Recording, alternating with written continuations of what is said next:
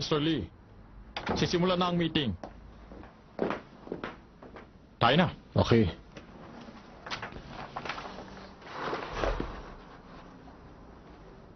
Mr. Kim? Tumatayo ang balahibo ko pag tinatawag mo ako ng ganyan eh. Bakit? Anong klaseng tao ko? Bakit? Wala naman. Curious lang ako malaman. Kung ako ang tipo na magiging interesado sa mga tao, ano sa tingin mo? Sa pagkakaalam ko eh, hindi ka interesado sa mga tao. Mas interesado ka sa mga brick, wood, concrete. Uh-oh. Who's she? New face? Ha? Huwag mo sabihing interesado ko sa iba maliban kay Charlene. Hindi interesado.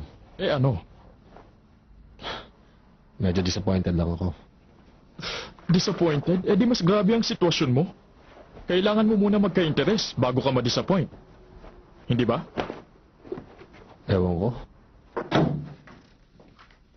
Good morning. Good morning. Good morning. Hi, maaga ka yata. Kamusta? Okay lang ikaw. Ay. Nakabangon ka kahit kagabi kinailangan kang buhating pauwi. 5 ang alarm clock ko kaya sigurado magigising ako. Nasa si Miss Jong. Marami yata siyang nainom kagabi ah. Simulan na natin. Paano? May kulang pang isa mula sa Polaris. It's time, so let's start. Okay. Pasensya na kayo kung kailangan ninyong gumising ng maaga. Kaso, meron tayong kailangang i-review bago tayo pumunta sa project site. Kaya simulan na natin sa... Sorry, I'm late. come in. Have a seat. Kailangan natin magsagawa ng final check-up bago matapos ang araw na ito. Basta siguraduhin lang ng department heads na okay na ang lahat. Sige, kita na lang tayo doon, ha? Okay, agaan mo ha. Gusto mo ba sa bahay niyo na ako matulog?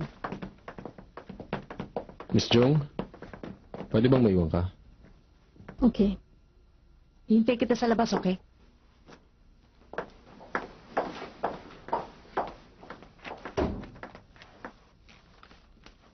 Oh, nandito ka pa. Oo nga eh. Si Janice, nasaan? Naiwan sa loob. Kakausapin daw siya ni Mr. Lee eh. Ganun ba? Mr. Kim, Ano yun? kagabi, bumalik ka ba sa hotel pagkatapos mo ako iuwi, ha? Hindi, nag-taxi lang ako pa uwi. Bakit? Talaga? Oh, Ibig sabihin, naiwan natin si Mr. Lee at si Janice. Ganun ba yon? oo, siguro. Ganun na nga. Bakit? Silang dalawa lang ba ang naiwan sa loob?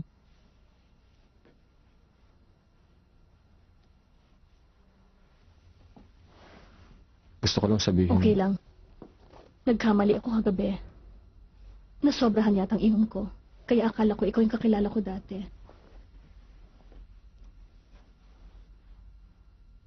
Sigurado ka ba? Sigurado ka ba nagkamali ka? Anong gusto mo ipalabas? Nung inakala mo na ako ang kakilala mo, parang napakasincere mo para sa isang laseng. Parang hindi masyadong maraming nainom mo kagabi. Ang sinasabi mo ba?